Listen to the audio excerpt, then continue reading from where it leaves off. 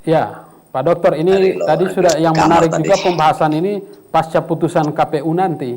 Ini alurnya larinya kemana dan seperti apa. Tadi sudah dijelaskan sedikit gambaran oleh Pak Salahuddin SH bahwa ini bolanya kembali lagi ke apa namanya ke Bawaslu, mereka bersidang, kemudian ke PT Tun, kemudian ke Mahkamah Agung.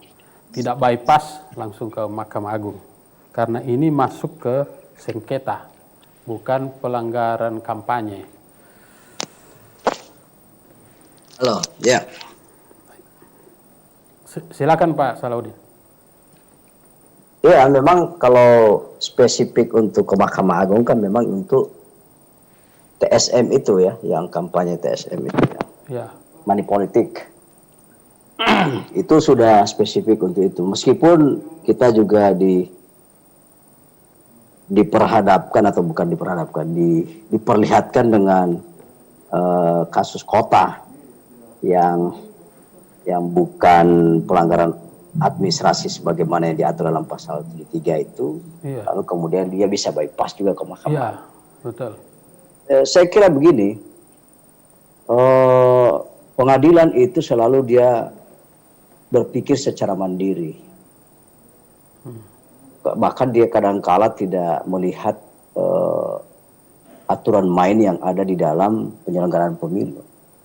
Karena ada asas yang dianut oleh pengadilan bahwa tidak boleh menolak perkara dengan alasan tidak ada aturan yang mengaturnya. Itu Iskriyanov itu. Ada asas yang dipegang oleh pengadilan, oleh lembaga peradilan maksudnya.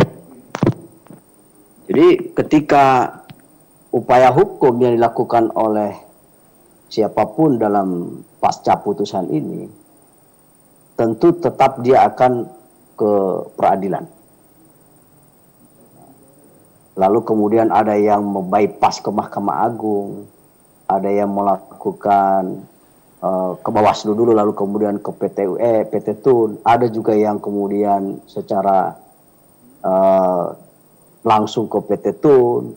Bahkan ada yang berpikir, kalau memang seperti pikiran Pak Umar tadi bahwa agak sedikit rancu, ada yang berpendapat bahwa iya karena ini adalah keputusan penyelenggara pemilu sebagai pejabat tata usaha negara, ada yang berpikir wah kita ke PT UN bukan ke pengadilan tingginya, PT UN. Itu PT UN kan sudah ada di Gorontalo.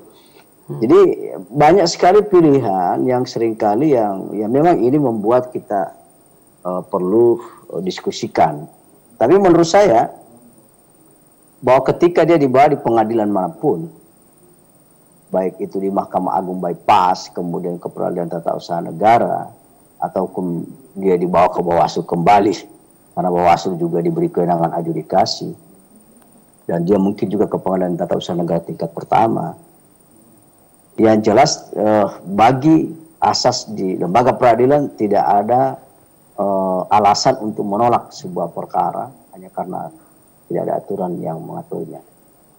Saya kira itu saya sepakat dengan saudara saya Pak Salahuddin bahwa upaya hukum nanti kita akan diskusikan sesudah itu.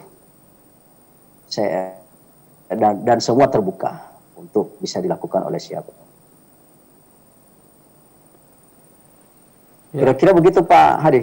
Ya, jadi alurnya sudah betul ya. Jadi dia tetap akan kembali nanti ke Bawaslu ya. Kemudian Bawaslu mengeluarkan keputusan, kemudian itu dilaksanakan oleh KPU.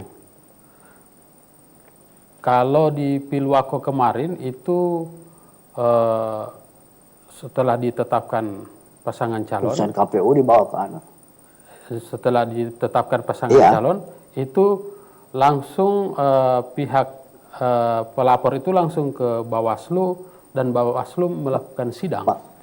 Sehingga yang keluar langsung keputusan. Kalau ini agak berbeda.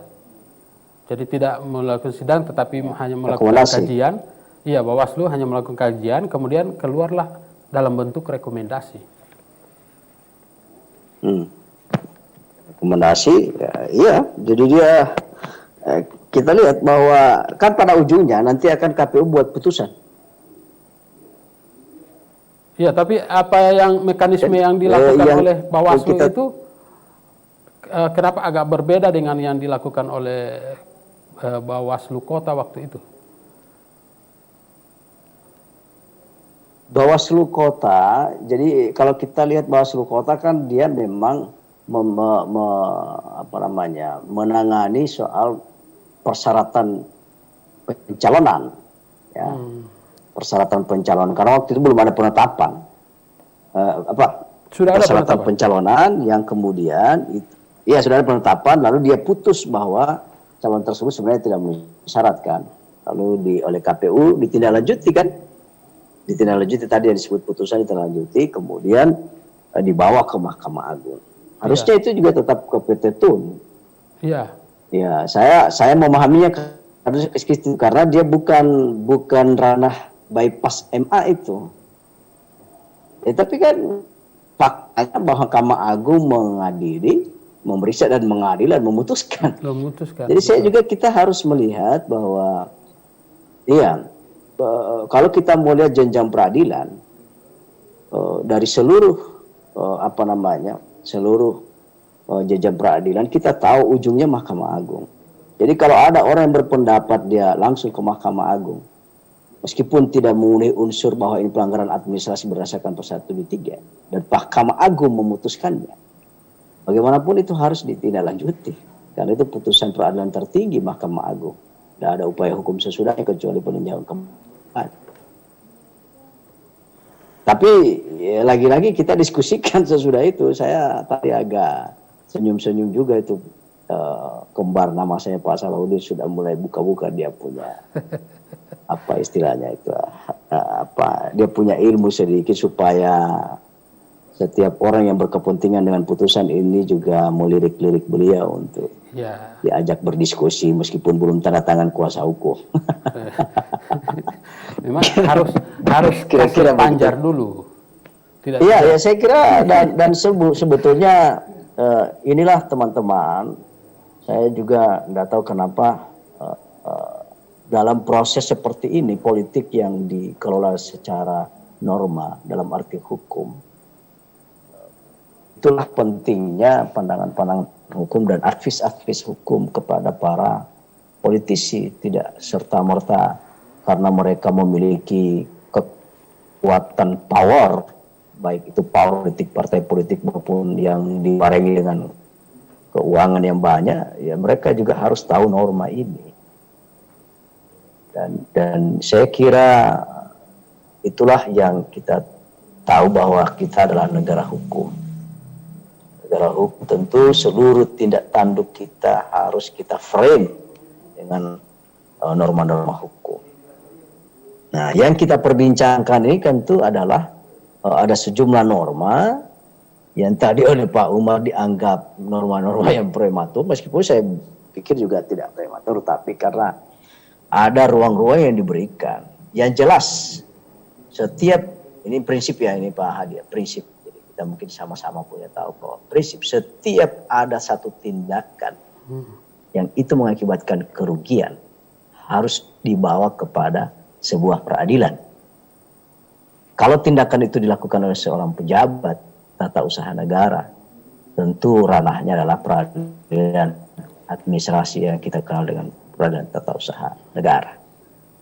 Kira-kira begitu, Pak Hadi.